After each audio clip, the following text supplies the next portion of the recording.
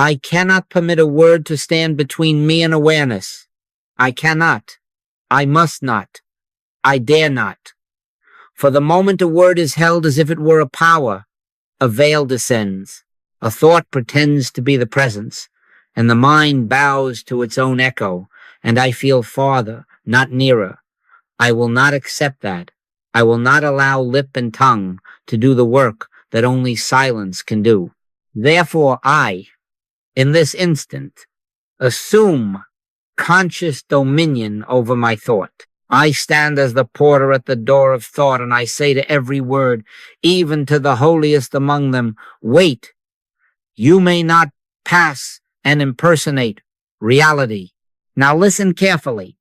There is a subtle danger in spiritual talk. We have learned to say beautiful words, sacred words, and we have mistaken the fragrance of the word for the flower itself. We have heard, be still, and know that I am God. And we have made a mantra of the letters rather than an entrance into the stillness. We have repeated God and believed that the repetition was communion. It is not. It is a picture of bread instead of bread. It is a lamp painted on a wall when I require light. Thou shalt not take the name of the Lord thy God in vain. Do you see? To take the name in vain is not only to swear. It is to take the holy as a sound and not as being. I must not. So I offer you not irreverence, but deeper reverence. For a time, stop saying God, not because the word is wrong, but because my habit is wrong. Not because the word is unholy, but because my use of it has become a curtain, my mind's curtain. I remove the curtain, not to banish the holy, but to behold it. I refuse a substitute. I refuse the picture. I will have the living. As long as the mind holds a concept, it mistakes thinking for communion. It circles the idea and never enters the temple. The result is strain, distance, effort. I call, I call, I call. And I feel as if the heavens are brass. Why? Because I have prayed to a thought. I have said, Lord, Lord, and my heart has remained in the court of ideas. This people draw near me with their mouth, and with their lips do honor me, but their heart is far from me. I cannot permit that. I must bring the heart near. I must come within. The kingdom is not in a syllable. The kingdom of God is within you, not within a word, within. Now I promise you, this is not theology. This is a live exercise. It is live because it requires you, not your dictionary. It requires breath and listening, not chatter and repetition. When I set the word aside, when I refuse every concept that arises as if to help me, there comes at a moment not of my making, a click, the end of aboutness, not a thought answered by a bigger thought, but a knowing that does not move. Ye shall know the truth, and the truth shall make you free. Not think the truth, know it. And the sign that you have known is rest. The mind stops its pleading. The breath slackens. There is no longer a seeker and a sought. There is simply being nearer than breath. I will not pretend that this is easy, because habit is strong. The tongue wants to move. The mind wants to parade its favorites. But I am not under the dominion of habit. God has given me dominion, and I assume it. I say within, gently now, quiet now. Lay down the names. Lay down even the holiest. Wait. Watch. Be still. I stand here, the Tyler, over the mind and over the body, and I do not let a word impersonate the presence. In that obedience, the veil thins. In that watching, the inner temple is found. And when the temple is found, words can return as servants, not as idols. For then I am that I am is no longer a phrase lingering in the head, but the very life in me, knowing itself. Therefore, with urgency and with devotion, I begin here. I refuse the curtain. I refuse the comfort of saying a word when I can have the living. I choose awareness over echoes. I choose presence over pronouncement. And I wait for that unmistakable click by which the holy makes itself known, without a sentence, without a syllable, but with itself. Now the diagnosis. The trouble is so small, you can hold it on the tongue, and so large it can hide the universe. 3 letters, G-O-D. A holy word? Yes. But when I clutch it as a thought, I have an object. And the mind can only handle objects. The mind handles shapes, pictures, doctrines, syllables. It turns reality into a form. It can circle, analyze, and admire, but not enter. And at the very moment I make of the holy an object, I put myself here and it there. I then must seek, and seeking, I feel distance. I call, I reach, I imagine. Do you see the mischief? The instant I say the word, the mind looks for an image, a throne somewhere, a light somewhere, a mood, a proof, and distance is born in that looking. I cannot permit that. I must maintain my God-given dominion over thought, over words, over images, over the very tendency to turn spirit into a picture. Thou shalt not make unto thee a graven image, not only with hands, also with the mind. A carved idol of stone is no more dangerous than a carved idol of syllables. A graven sound is still a graven image when I bow to it. God is a spirit, and they that worship him must worship him in spirit and in truth. Spirit will not be caught by a net of letters. Truth will not be reduced to a 3-letter coin passed back and forth to purchase feelings. Now I know the objection that rises. Are you denying God? No. I am denying my worship of my own mental picture.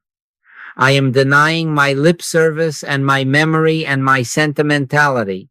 I am denying the idolatry that substitutes thought for awareness. This is not irreverence. It is reverence. This is not atheism. It is the end of word theism. I am insisting on spirit as spirit, not spirit as an idea for my head to polish. Why does the seeker feel far? Because the seeker is seeking an object. Because the seeker says God and then waits for a sensation, a sign, a spiritual weather forecast, something measurable. And when nothing dramatic happens, the mind whispers, perhaps I am not worthy. Perhaps it is not near. And yet, he is not far from every one of us.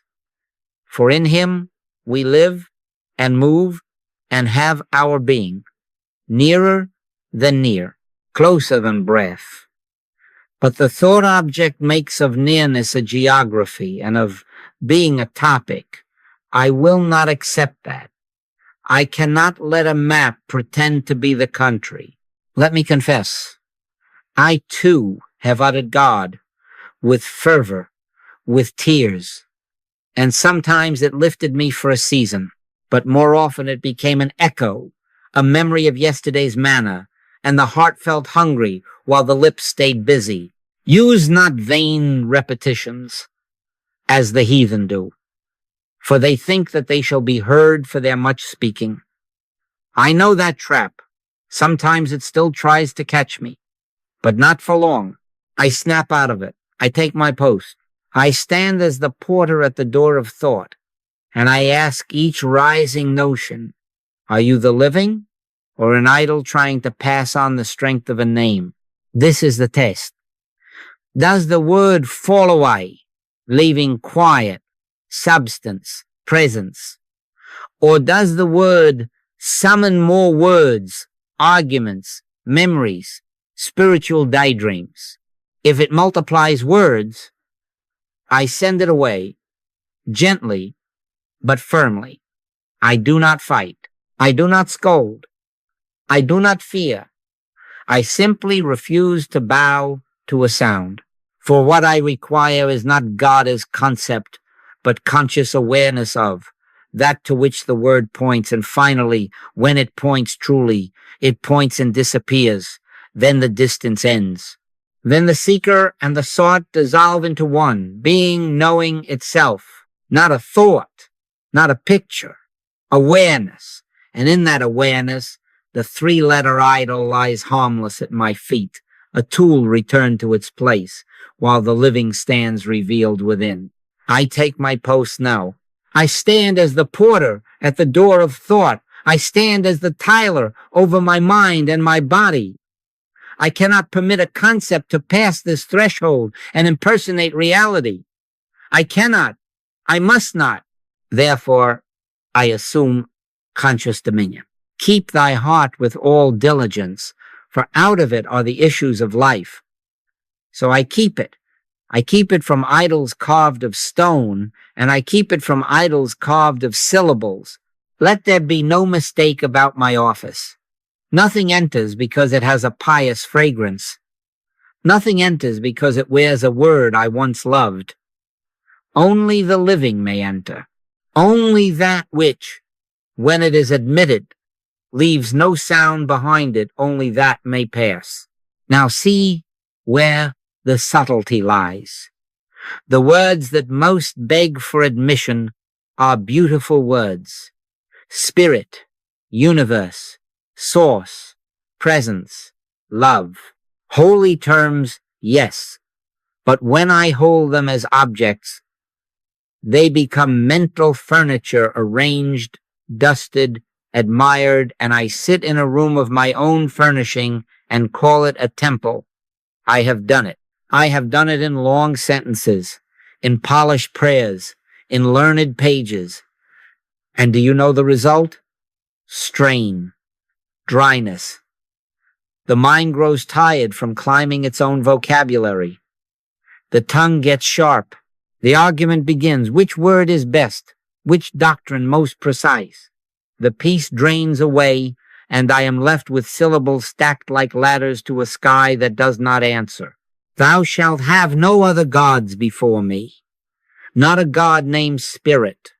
Not a God named Presence. Not a God named Love. If it is a thought in my head to which I bow, it is another God, and I will not have it. So I adopt a rule, a holy rule, and I do not break it. At the first sound of a concept, I pause. I ask, are you the living? Or are you a thought approaching with a sacred passport? If it is a thought, I send it away, gently but without compromise. I refuse it because I love the reality to which it pretends. I refuse it because I prefer substance to scent. I refuse it because I will not grow weary from the effort of climbing letters to reach what is already nearer than breath. Cast down imaginations and every high thing that exalteth itself against the knowledge of God, and bring into captivity every thought to the obedience of Christ. That is my discipline. I bring into captivity every thought, including the lovely ones. Now, yes, this is warfare. But not violent warfare, not against people, not against minds. It is holy guard duty. It is vigilance without anxiety. Be sober, be vigilant, not suspicious, not harsh. If the word comes, I do not scold it. I simply do not enthrone it. If the image rises, I do not paint it. I let it fade. If the mood attempts to pose as presence, I do not dramatize. I wait. I rest. I watch. I will not be bribed by lovely language, not even my own. I will not be seduced by the warmth of a familiar phrase. I have learned that even the best-sounding words can mint coins for the ego to spend in the marketplace of opinions. And I am not trading in that market any longer. Understand, the strain you have felt in spiritual effort has largely been the strain of propping up concepts, defending them, decorating them, comparing them. There is no strain in reality. There is no argument in awareness. There is no defense in truth. The only fatigue is the fatigue of the ladder made of terms we stack in order to reach the roof of heaven, while the door to the inner room stands open at our side. Be still and know that I am God. Not speak and know, not discuss and know. Be still. So I let the words drop.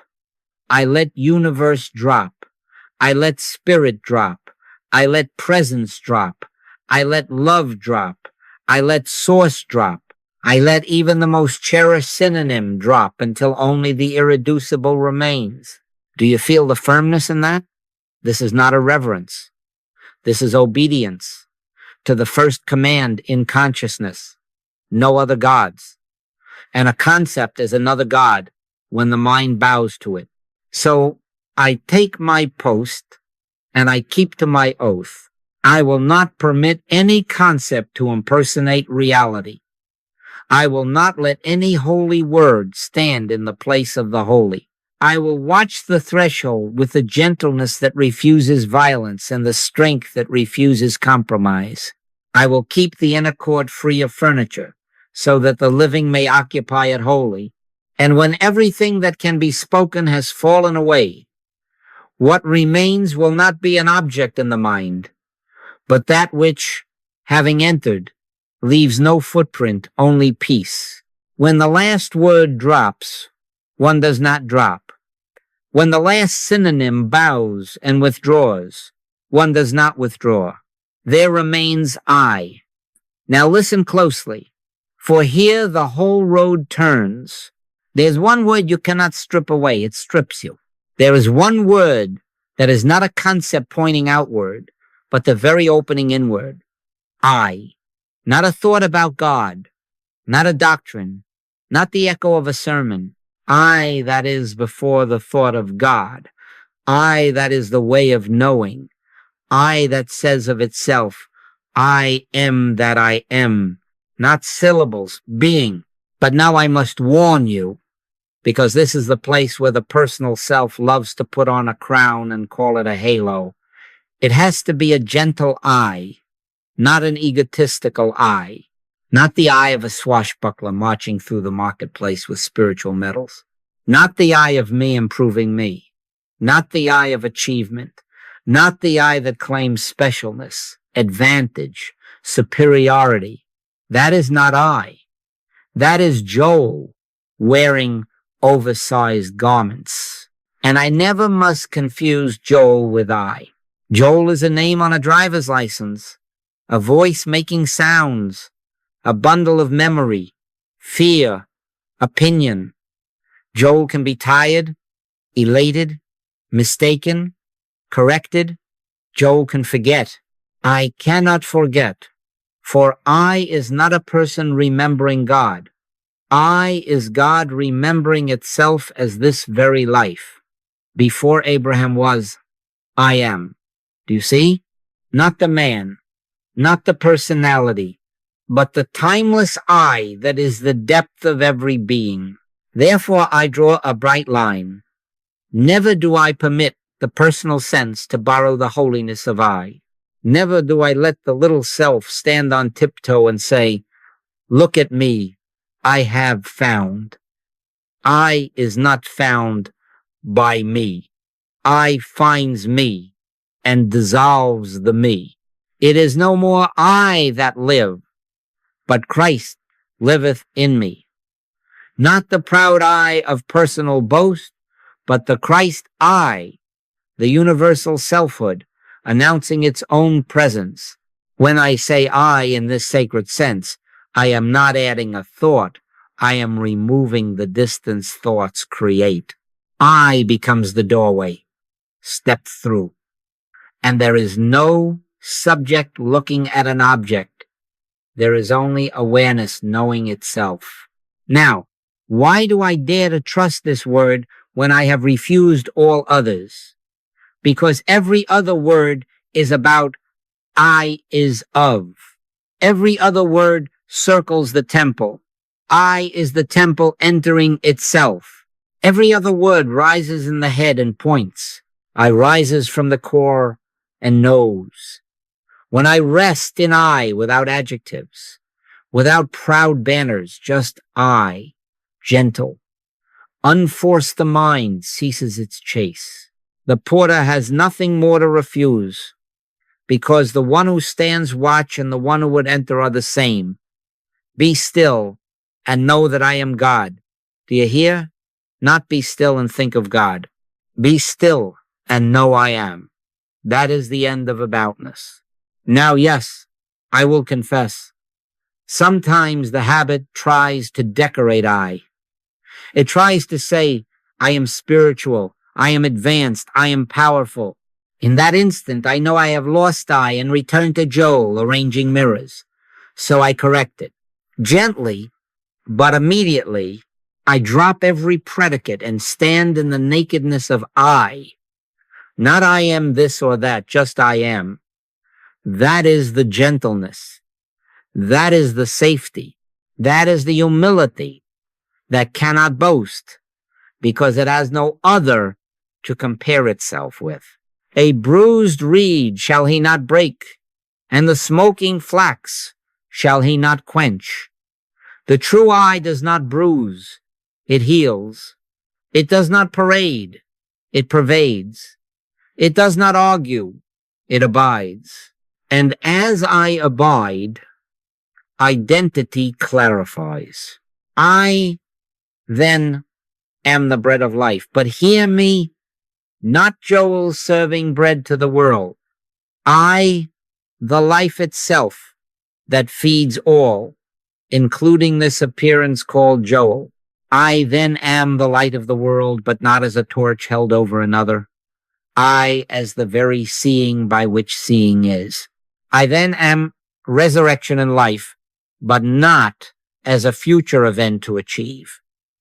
I as the immediate rising of awareness out of the grave of concepts. These are not boasting claims. These are recognitions spoken from the quiet center where I and my Father are one. So I invite you into the simplest oath you will ever keep. I will say I gently, and I will mean the one. I will not let the little self conscript the word for its campaign. I will not let pride hitch a ride on holiness. I will stand in I until the strain falls off, and the nearness is no longer a hope but a fact. No man cometh unto the Father, but by me, not by the person of another, not by the pelting of prayers, but by the me of your own being, the I that is the door. Step there, and in stepping, you find you never moved. The distance was a dream of words.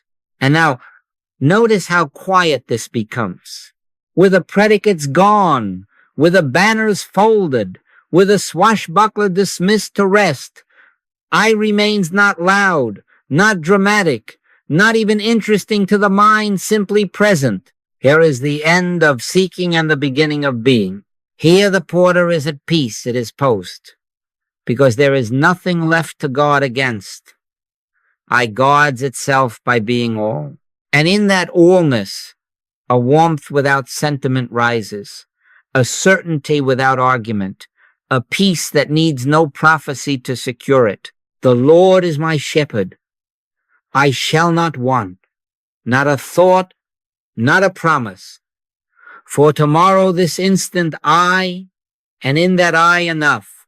Now let us come nearer, nearer than near, so near that even nearness has no measure. I am going to ask you to verify, not to believe. Put the attention where the living proves itself. All the other words, God, Spirit, Presence, rise up in the head like sparks from a flint. You can feel the little muscles around the eyes grow busy, the brow arranging itself, the language machine rattling. But the word I does not arise there. I rises from the chest, up out of the heart center, quiet, simple, like breath turning to awareness. The word is nigh thee, even in thy mouth and in thy heart. Not in the forehead, only heart. Now try it with me. Silently think the word God and notice where the activity begins. Do you feel the head light up? The ideas parade? Good. Do not condemn it. Just notice the geography of the thought. Now lay it down. Gently speak within, not audibly, but as a felt whisper. I do not decorate it. Do not force it. Just I. Where does it rise? Bring the palm to the center of the chest if you must, not to press, only to befriend the place from which the word arises. I. You will feel a softness, a falling inward, a warmth without sentiment. The breath, without command, begins to lengthen. Seeking loosens its grip. Be still and know that I am God. Be still and know I am. This is not poetry. This is anatomy of awareness. Do not help the breath. Do not become a breather. Simply remain with I and watch what I does with breathing. One sign will tell you that you are moving in the right direction. The body softens, as if the ribs themselves exhale an old ambition. The shoulders drop their armor. The eyes, though closed or open, stop searching for a horizon. The breath slows of itself. There is no prize here, no medal for the longest pause. There is only the evidence that awareness is knowing itself rather than trying to find itself. In Him we live and move and have our being. I then am the very life of this breath, and so breath comes under the ordinance of I, not under the strain of Joel controlling air. Now, I must warn and comfort in the same breath. This is not achievement. This is not technique for conquering the mind. This is yielding to what is already intact. The I has been singing silently under the noise of words all along. Your part is simply to refuse the counterfeit and let the genuine sound through the chest as presence.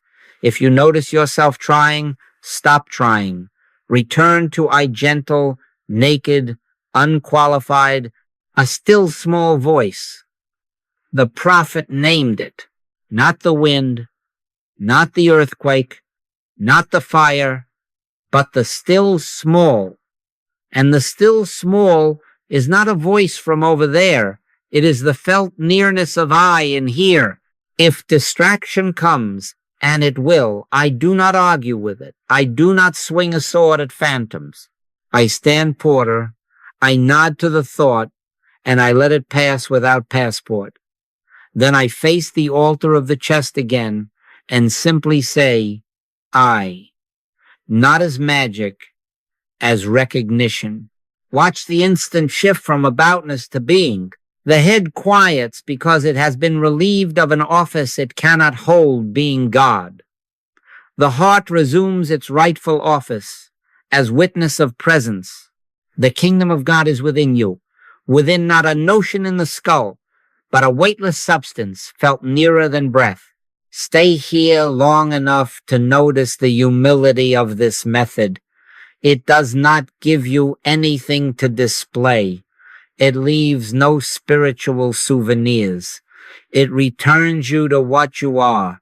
And as the breath grows almost imperceptible, as the chest feels like an open door rather than a barricade, you will know why I insist on this demonstration. The nearness is the knowing. I am the door. Enter, and you find there was no threshold at all, only the gentle I, rising, sustaining, and being your very life. And in that I, peace without argument, sufficiency without demand, and rest without sleep. My peace I give unto you, not as the world giveth, not from the head down, but from the heart, out closer than breathing, closer than words. Simply I. Sit now. Sit as one who has business in the inner court. Feet grounded, spine awake but unforced. Let the eyes be soft, open or closed, but soft. Place one palm, if you wish, just lightly at the center of the chest. Not to push, not to press, only to befriend the place where I rises. Do not seek an experience. I cannot permit this to become another hunt for a sign. I am not here to manufacture a mood. I am here to let the living reveal itself. Be still and know that I am God. Not be busy and imagine, be still and know. Now we begin with the holy stripping. We shall use the breath and always on the exhale. Why the exhale? Because the exhale is the natural gesture of release. So on the first gentle outbreath, let the word God appear and let it go like a leaf leaving the branch. Not thrust away, released. Exhale and God dissolves. Inhale naturally without help. On the next exhale, if spirit arises, let spirit dissolve. Next exhale, presence dissolve. Next, love dissolve. Next, source dissolve. Next, Father, Christ, universe, holy, truth, light, infinite mind, whatever presents itself as a sacred word, greet it with a nod, and on the exhale, let it pass beyond the threshold. I stand porter at the door of thought. I permit no word, however fragrant, to impersonate the living. Thou shalt have no other gods before me. Let the rhythm be gentle. Do not push the breath. Do not hold it. Let the body breathe you. Your only office is release on the out-breath. The word falls away. If images come dressed in those words, temples, thrones, lights, let the image go with the word. On the exhale, if no words arise, do not go hunting for them. Rest with the breath until another presents itself, and then release it. Inhale, no assignment. Exhale, release the next word. Use not vain repetitions. We are not chanting. We are emptying. After a few cycles, the room of thought grows unfurnished.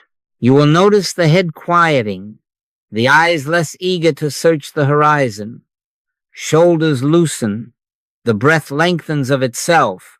In returning and rest shall ye be saved, in quietness and in confidence shall be your strength.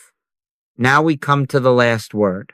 There is one we do not throw away as a thing. We receive it as entrance. On the exhale, barely breathe, without strain, without banner. Let I rise and dissolve into its own source, just I. Not shouted, not asserted, barely breathe. Like dew that does not fall but appears. Exhale, I. Then let the breath do as it wishes. Exhale, I. No predicate, no decoration, no me bragging on God, just the gentle I, rising from the chest and returning to the chest, closer than breath. If any other word tries to attach itself, holy I, perfect I, powerful I, send the adjectives away on their own outbreaths and remain with I. This is the narrow gate. This is the door. I am the door. By me, if any man enter in, he shall be saved. Enter by the simplicity of I.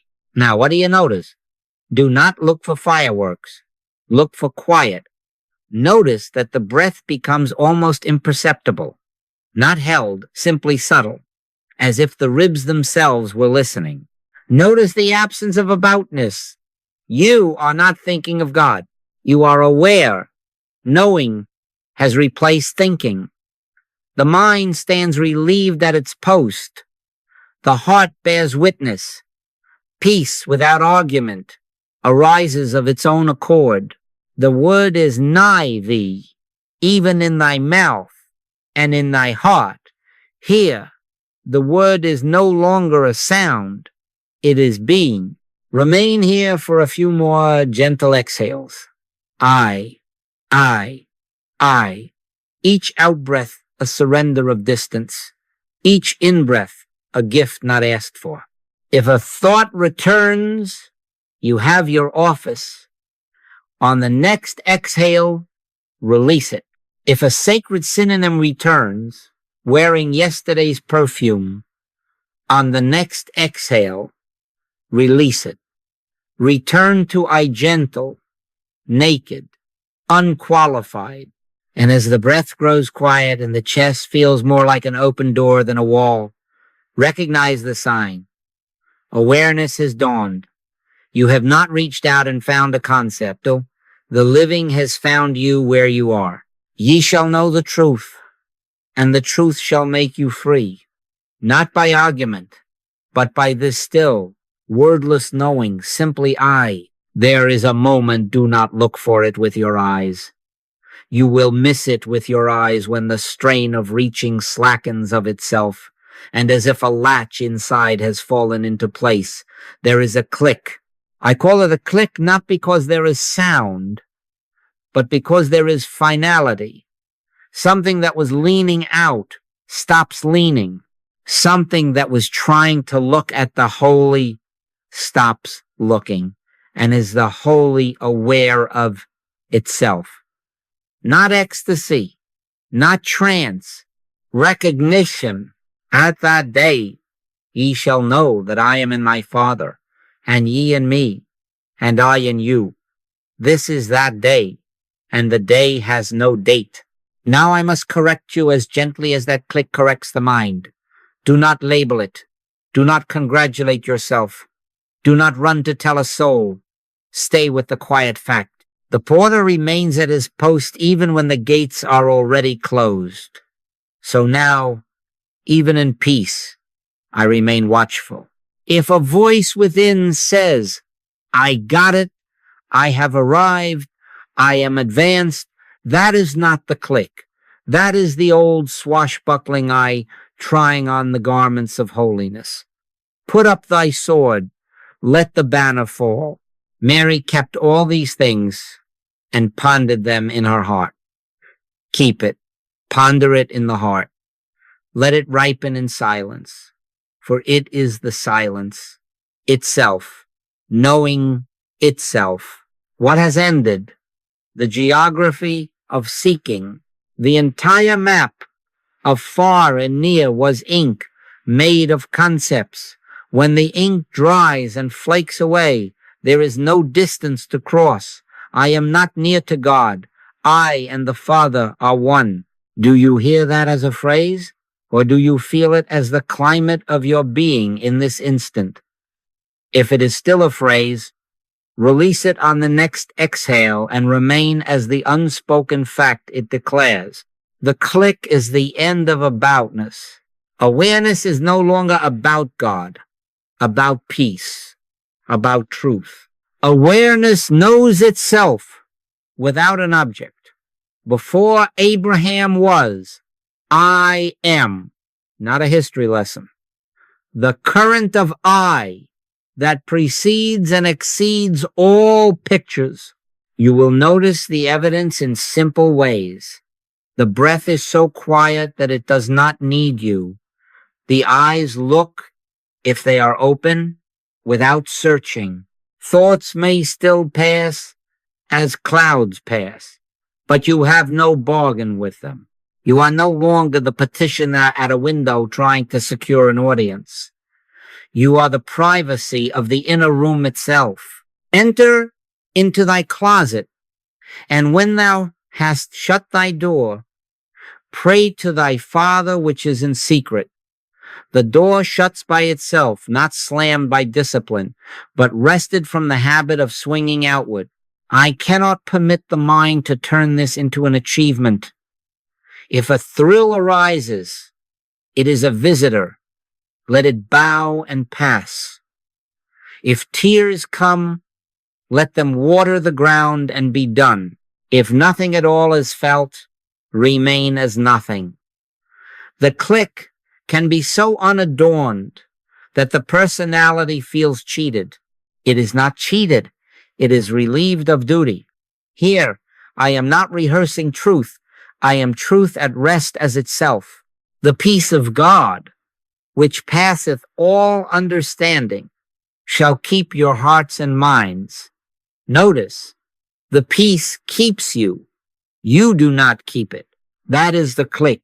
Now, yes, the world of forms will present itself again. Work, conversation, the clatter of commerce and mind will wish to turn this recognition into a story, an identity badge, a secret superiority. Guard against it. Be sober. Be vigilant. Not tense, vigilant. The instant you notice a narrative forming what happened to me, my experience, my attainment, drop the nouns and return to I, gentle, unqualified. The click is not once for all as an event. It is once for all as a fact that abides. Abide with it, and you discover that it abides as you. Abide in me, and I in you. This is not two. This is the grammar of oneness, speaking to itself. I then am the light by which I see, not a lamp held against the dark of an external world. I then am the life by which I live, not a force borrowed from afar. I then am resurrection, this instant rising of awareness out of the tomb of concepts. Do not dramatize it. Live it by not leaving it. When you stand, stand from I. When you speak, let speech come out of I and return to I without residue. When you are silent, rest as I without aim. And if the old habit resumes its distance making, smile at it as an old story. And on the next exhale, let even the smile dissolve. This is the recognition. The seeker has no object to seek because the seer alone is. I and the Father are one, not as embroidery for the wall, but as air for the lungs. The click is not a possession. It is the dispossession of the one who would possess. And in that dispossession, nothing is lost. For what remains is all simple, gentle, self-evident. Now I must take up the matter of safety. For what has been given is holy, and that which is holy, if mishandled, burns the hand that grasps it. I cannot permit the word I to be taken up as a club by the personal self. I cannot. Therefore, I assume conscious dominion over the very use of I. Put up thy sword into the sheath. Hear that as addressed to you in this instant. Put up thy sword of I am if it has become a blade to win arguments, to secure advantage, to cut down another's viewpoint, to parade your attainment in the streets. The Christ does not strive, does not cry, does not need a crowd's approval. He shall not strive, nor cry. Neither shall any man hear his voice in the streets. The true I is quiet power, not noisy power. What is misuse? It is the moment the word I picks up an adjective and the chest tightens. I am powerful. I am better. I am enlightened. I am above. That is not I. That is Joel climbing onto a throne made of holy syllables. It is the mind taking the sword of a sacred recognition and swinging it for personal conquest. It is quoting scripture as ammunition, not as bread to share. It is feeling larger because another seems smaller. It is the sharp tone that says, I know. It is the impulse to correct, to dominate, to compel. Let me be plain.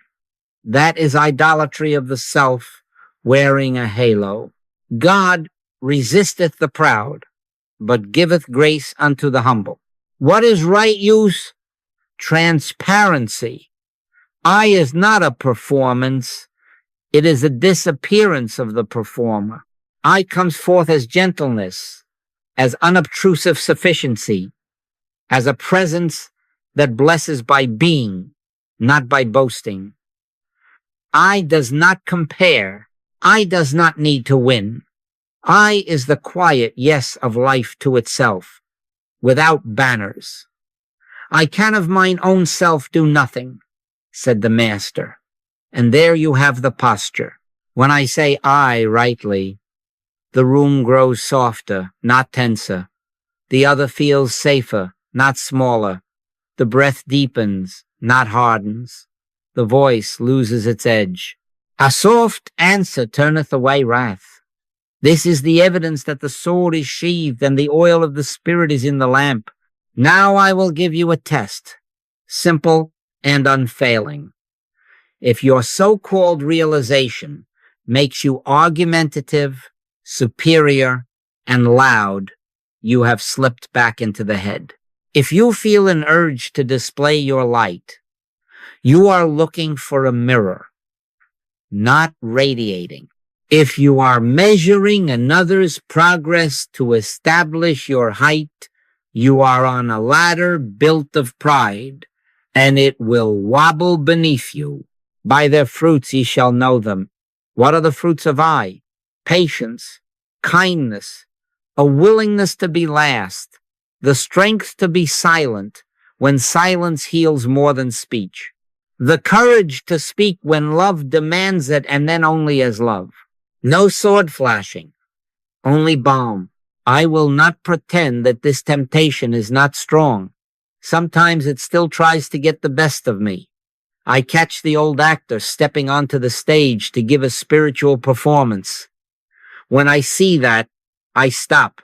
I put up my sword. I drop every predicate. I stand in I without adjective. I return to the chest. I exhale and let the need to be seen dissolve on that outbreath. I remember, let this mind be in you, which was also in Christ Jesus, who made himself of no reputation. No reputation. That is the safety. That is integrity. So here is our holy rule in practice. When challenged, when praised, when misunderstood, do not reach for the sword of I am to defend or impress. Be still. Say within, gently, I. If words are given, let them come washed of self-importance. If no words arise, let silence be your answer. For silence is not weakness when it is full of I. If a conversation grows hot and you feel the old swashbuckler reaching for the hilt, touch the chest lightly and breathe. I. The heat will reveal itself as thought from the head. You will feel the softness return, and you will know that you have passed from misuse to right use, because there is no one left to win, only the one left to be. This is my vow and yours, if you will take it. I will keep the I gentle. I will keep it impersonal. I will not let holiness serve the appetite of the little self. I will not wield the sword to cut, but to prune my own pride. I will not trumpet revelation as rank. I will be content that the Father who seeth in secret rewardeth openly, and that the only reward is more of himself as my very life. And in that life, there is no victor and no vanquished, only the quiet reign of I, sheathed, sufficient, and free. Now I must set you free from a very old whip. The habit of words will return. It will. The mind has been trained from childhood to label, to narrate, to reach, to make a little shrine of syllables and call it holy. Do not make a sin of that habit. Do not hang it around your neck as guilt. Let me repeat that. Error is impersonal. The rush of concepts is not your identity. It is suggestion, hypnotism of language, world thought looking for a listener, The human scene is saturated with it, the radio of the race murmuring day and night.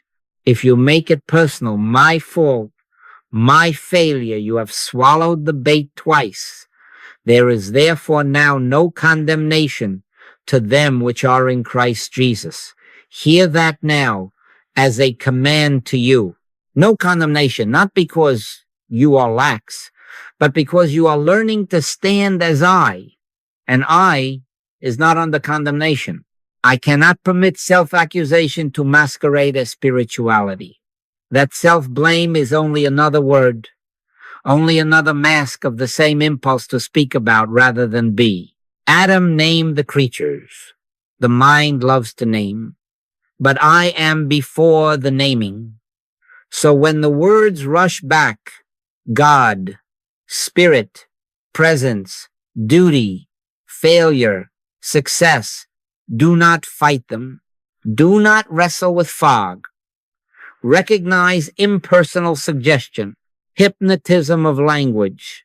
Not my mind, not my eye. Then let it drop as a garment falls from the hand that has ceased to clutch it. Resist not evil. Not because evil is welcome, but because resistance makes it your dance partner. I refuse the dance. I stand still here is the remedy. Simple and unfailing. The instant you notice the parade begin, do not join the march. Name it correctly, impersonal suggestion, and turn inwardly to the chest. Place the palm, if need be, to befriend the holy center. On the exhale, always on the exhale, release the whole string of words without sorting them, without judging them, without arguing their theology. Exhale and let the rope go slack. Then barely breathe without banner. The breath will show you are on track. It will lengthen by itself. The ribs will soften by themselves. The eyes will stop searching by themselves. Be still and know that I am God. Be still and know I am. No aboutness, only being. Do not negotiate with thoughts. I do not parley with visitors who carry no letter of introduction from the chest. I am the porter at the door of thought. I stand as a tiler over mind and body. If a thought knocks with noise, I do not shout back. I let the door be quiet, and the knock finds nothing to strike. If it whispers of guilt, you failed. You lost it. Remember, that is only the mind seeking a new contract. I sign no contracts with suggestion. I answer with silence. And within that silence, with I gentle, impersonal, sufficient. Get thee behind me, Satan. Not to a person, but to suggestion as such. Back of me, behind me, out of office. The office is occupied by I. Now, yes, it will return tomorrow, and later today, and in 5 minutes. Good. That is your chance to prove the impersonal nature of error and the permanence of I. Each time you notice, you have not failed. You have awakened. Each release strengthens the knowing that you are not the author of the word storm. You are the sky in which weather forms and dissolves. You are not a referee of thoughts. You are awareness at rest as itself. And as you return and return and return, the habit that once dragged you by the collar will learn it cannot find a hand to grip. The breath grows quiet. The chest remains soft. The world's radio keeps playing somewhere, but not in you. Thou wilt keep him in perfect peace, whose mind is stayed on thee. Stayed, not strained, stayed as I. So take this vow with me. I will not blame myself for the mind's habit of words. I will treat every such movement as impersonal suggestion. I will not negotiate. I will not fight. I will stand porter. I will return gently to I. And in that gentleness, condemnation dries up, effort unknots, and peace that needs no proof keeps the heart and mind. The words may circle like birds, but I remain the still air in which they cannot find a branch. Now I must widen the circle and show you what this does to the world you think you share with others. As long as I hold a sacred word in the head, camps arise. My belief, your belief, my doctrine, your doctrine, my God, your God. And with camps come borders, and with borders come gods, and with gods come quarrels. I cannot permit this in my consciousness. I cannot permit a three-letter idol to divide the indivisible. Therefore, I assume conscious dominion over my language and relationship, and I let the head's banners be furled at the feet of the one gentle eye. One Lord, one faith, one baptism, one God and Father of all, who is above all, and through all, and in you all. Hear that now. In you all, not parceled, not franchised, not sold retail. There is not my awareness and your awareness. There is awareness appearing as you and as me, one self, communing within itself. There is not my life and your life. There is life living itself as all. There is not my Christ and your Christ. There is only the I that said, I am the way, the truth, and the life, and that I does not wear a team jersey. The moment I rest in I, the false arithmetic of separation collapses. I and the Father are one, and therefore I and my brother are one. For we, being many, are one body in Christ, and every one members one of another, members one of another. Do you see why quarrel cannot survive here? To strike the hand is to bruise the arm that is my own. Now to supply, because supply is where camps become lawsuits. The world of concept says, my supply and thy supply, my market and thy market, my gain and thy loss. That is Babel. I cannot live there and have peace. The earth is the Lord's, and the fullness thereof. If the fullness is the Lord's, and the Lord is the very eye of my being and yours, how shall I hoard against you without choking myself? How shall I overcharge you without taxing my own blood? How shall I underpay your labor and not write a deficit in the ledger of my own house? With what measure ye mete, it shall be measured to you again, not as karma to frighten, but as a law of oneness to guide.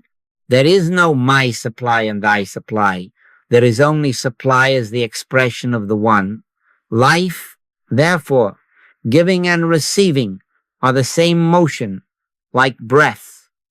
To pinch the out-breath is to starve the in-breath. Bring this down to the day. In the shop, in the office, at the table, I will not take advantage. I cannot, because there is no other to take it from.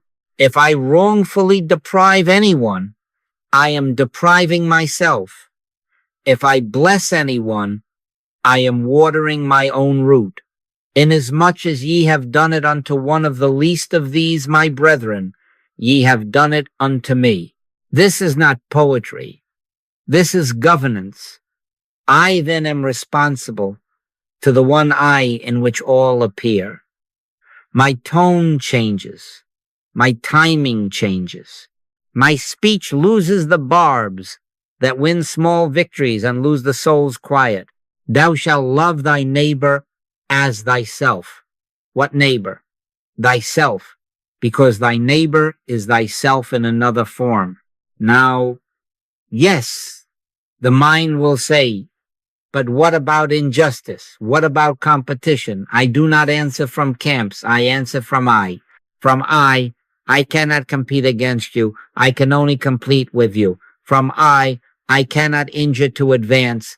I can only reveal abundance by trusting the one source that is not mine or yours, but ours as I. From I speak truth with courage, but without hatred. I set fair prices without greed. I hire and pay and trade as one who breathes with the same lungs as those before me. If I must refuse, I refuse without malice. If I must confront, I confront without enmity. A soft answer turneth away wrath, not because softness manipulates, but because gentleness is the very texture of I. So take this vow with me. I lay down my God and your God at the threshold of the heart. I lay down my supply and thy supply at the door of breath. I stand porter at the border of mine and thine, and I refuse admission to any thought that divides what God has made one. I will not sue for what already is mine as ours. I will not fight for what peace supplies. By right of being, blessed are the peacemakers, for they shall be called the children of God. We do not make peace by treaty. We reveal peace by recognition.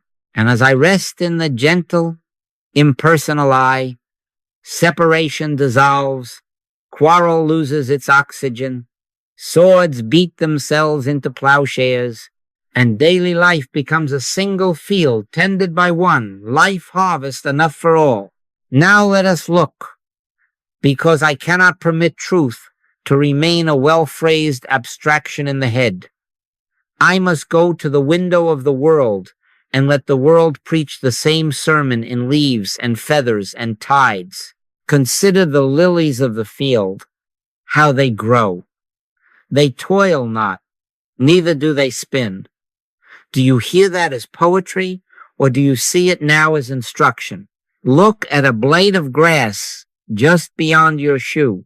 Look at a tree, at the small intelligence by which it leans into light without a committee. Listen for a bird, any bird. Hear the tide if you are near it, or remember its rhythm if you are not. Now ask, not as a scholar, but as one who has business with truth, what is doing this? What tells the grass to thrust a new blade through packed soil after rain? What informs the acorn to split exactly so, to send root downward and shoot upward, never reversing the map? Who teaches the swallow to cut the same arc across your autumn sky and then traverse continents to a place she has never studied on a chart? Who gathers the sea into the curve of the shore and releases it again, list and lift, faithful as a pulse? And nearer, who knits the skin after a cut, who sets bone, who keeps the heart moving in the night when the head is off duty? The wind bloweth where it listeth. So is every one that is born of the Spirit. You hear the sound, you cannot draw it on a diagram. Now I make the claim, and I make it as quietly as we breathe. I am the life of this grass. I am the sap rising in this tree. I am the wisdom by which the bird turns and knows where home is without map or milepost. I am the patience of the tide. I am the mending of your skin, the slow, sure outgrowing of your nail, the rhythm by which your lungs receive and give with no orders from the head. Not I. Joel never do get I and Joel mixed up. I, the one life, the one self, the one gentle presence that we named and stripped and found as nearer than breath. In him we live and move and have our being. Not in parts one, life being, itself as grass, as bird, as tide, as you. Now stand very still inside. Do not reach outward to hold any of this. Let it hold you. Put a light hand at the chest if it helps you remain with I. Look again, softer. The mind will wish to label photosynthesis, instinct, lunar gravity. I do not argue with science. I go behind it. What is the animator that science describes? What is the continuity that does not sleep? What is the everywhere intelligence quietly fulfilling itself as order, not by might nor by power, but by my spirit, saith the Lord? That spirit is not a gust from elsewhere. It is the very texture of I, here, now. If you are listening rightly, you feel the decrescendo. The need for words thins. Awe rises, not as spectacle, but as a hush that understands. You do not make the hush. It makes you. You do not summon the life in the grass. It identifies itself as your very breath, while you watch the grass be itself. The bird does not pray to a distant deity to know where to go. It moves because movement is its prayer, answered before asked. So here, I do not think God. I am aware as I the same, I moving the sap, steering the wing, turning the tide, healing the womb. The earth is full of the goodness of the Lord. Full, not sprinkled, full. And that fullness is I. Let it be proof enough that you can stop searching for proof. Let the softness in the ribs, the unforced breath, the quiet in the eyes be the seal. We are not adding beliefs. We are recognizing being. The same living I that breathes me is the life animating all creation. Therefore, I do not need to conquer a world. I have only to cease dividing it. I stand here, and I know. One life, one I, one gentle self-evidence, speaking without syllables, in the grass underfoot, in the tree before me, in the wing and in the wave, and in this chest simply, unarguably. Now I must be as practical as the tide. I cannot permit this realization to be a weekend visitor, a retreat mood, a chapter in a book. Therefore, I assume conscious dominion over my day by appointing many small returns to I. Pray without ceasing. Do you hear that as an impossibility or as a method hidden in plain sight? It does not say pray long. It says do not stop. So I will not wait for an hour on a cushion to be spiritual.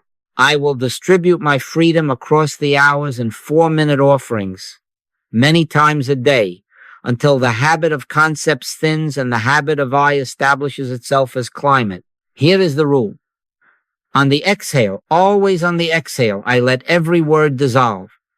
God, spirit, truth, practice, even prayer gone. I do not argue them out. I let them fall by their own weight when I cease holding them up. I place a light palm at the chest if that helps me remember where I live. Then, for a few breaths, 3, 4, perhaps 5, I rest as I gentle, impersonal, nearer than breath. Nothing is added. Nothing is asked. I am. In quietness and in confidence shall be your strength. That quietness and that confidence are not emotional. They are the felt nearness of I, unadorned. Use the world as your bell. Before you speak in a meeting, 4 minutes to return. Before you open the phone, 4 minutes to return. Before you begin the car, 4 minutes to return. Before the first bite of a meal, 4 minutes to return. At the threshold of a door, hand to chest. Exhale. When the email draft is hot with urgency, pause. Drop every word, I. When fear starts its story, you know how this goes. You will lose. You must hurry. Do not bargain with it.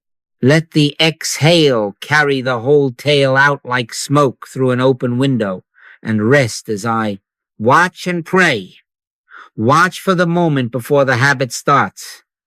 Pray by returning to I, which is prayer without syllables. I will make it simple, so you cannot fail. Stand or sit where you are, no ceremony, no posture to perform. Exhale and release words. Touch the chest lightly to befriend this holy center. Breathe gently. Do not count, but if you must, let 4 slow breaths be the measure. On each out-breath, nothing but I barely breathe. On each in-breath, no adding, only receiving the given breath as evidence of I's sufficiency. Then resume the task. But do not leave I. Carry it, like warmth carries through a doorway. You do not try to keep warmth. Warmth keeps you. Do this many times a day, as often as the world offers a hinge. What will tell you it is working? Less strain. The breath slows by itself and sometimes becomes almost imperceptible. The need to explain yourself, to sell your point, to justify, relaxes. There is a quiet certainty that does not push. Your tone changes softer, truer. Your timing changes. You wait that extra second that lets grace arrive first. There is less hurry in the hands, less noise in the head. By their fruits ye shall know them. The fruit is not fireworks. It is a steadying sweetness in the middle of tasks that used to fray you. You discover that decisions rise from the chest with less debate. And when they do, they carry peace with them. Now, yes, you will forget. Good. The forgetting is your bell to remember again. I will not condemn myself. I will return. Give us this day our daily bread. Not tomorrow's store. Not yesterday's crumb this day. This breath, 4 minutes at the dawn, 4 before the call, 4 at noon before the first fork, 4 at the curb before the door opens, 4 at dusk before the light goes out. I stand as porter at the door of thought, and these small returns are my watchman's round. Each round trains the mind to yield to the chest, the head to the heart, the words to the silence. So take this vow with me now. I will not wait for special hours. I will return and return and return until returning is no longer a return, but an abiding freedom. Comes by repetition. The spell of concepts wears thin, not by a single blow, but by many gentle breaths of I. And as I do this quiet, faithful, ordinary, the day becomes a sanctuary without walls. The tasks become altars without plaques. And I remain what I am in the midst of them all. Simple, sufficient, wordless I. Abide in me, and I in you. I abide, breath by breath, and find that I am already kept. Now I gather the whole arc into one clear seeing. We did not reach God by thinking God. We did not ascend by climbing a ladder of sacred terms. We removed the words, one by one, and when the scaffolding fell away, the building stood by itself, the gentle, impersonal I, nearer than breath, already whole.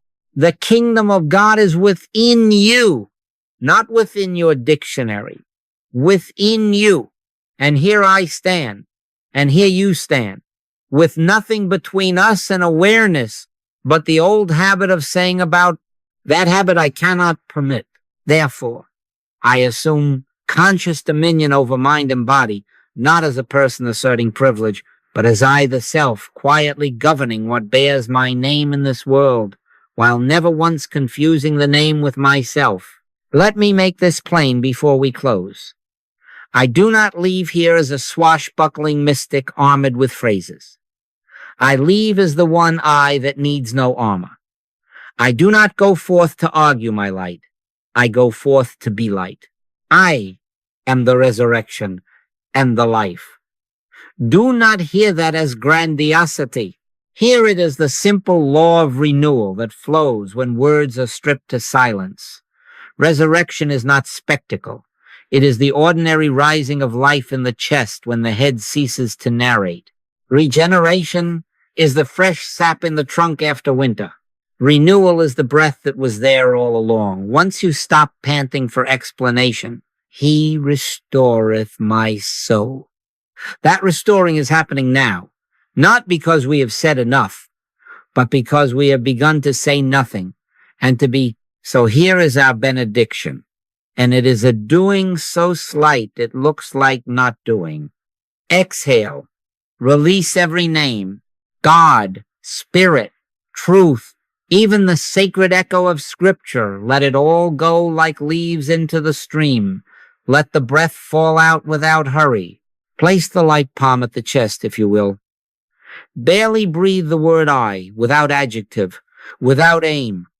Let the in-breath arrive as grace, unpurchased. Again, exhale. Drop the last syllable you were still holding. I. Wait until the breath becomes gentle and fine, almost not there. This is not vacancy. This is fullness without language. Be still and know that I am God. Be still and know I am. Now, yes, life awaits. Tasks, faces, thresholds that will ask for you. You do not leave the silence to meet them. You carry the silence as their answer. I then am prayer, not the words of prayer. I then am protection, not the defense of fear. No weapon that is formed against thee shall prosper, not because I am lucky, but because the gentle eye leaves nothing to strike. I then am peace, not the treaty that comes and goes. Peace I leave with you.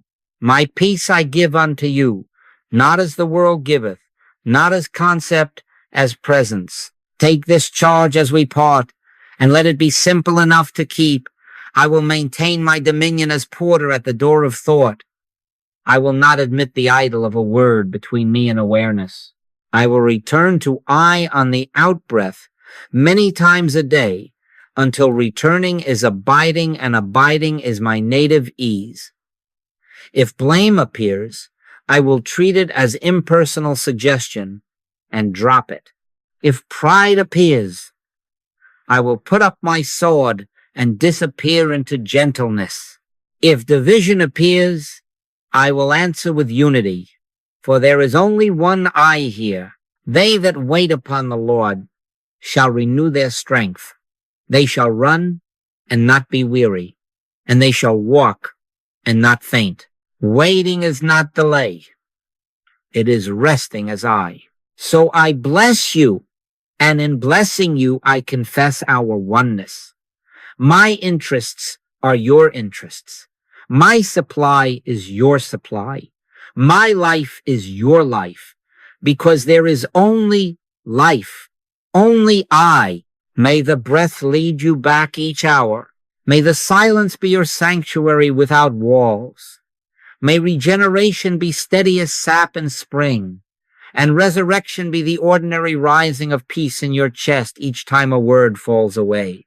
And now, with no flourish, but the simple rightness of what is, I rest with you in the stripped silence where only I remains renewal, regeneration, resurrection already accomplished, the wordless knowing of God.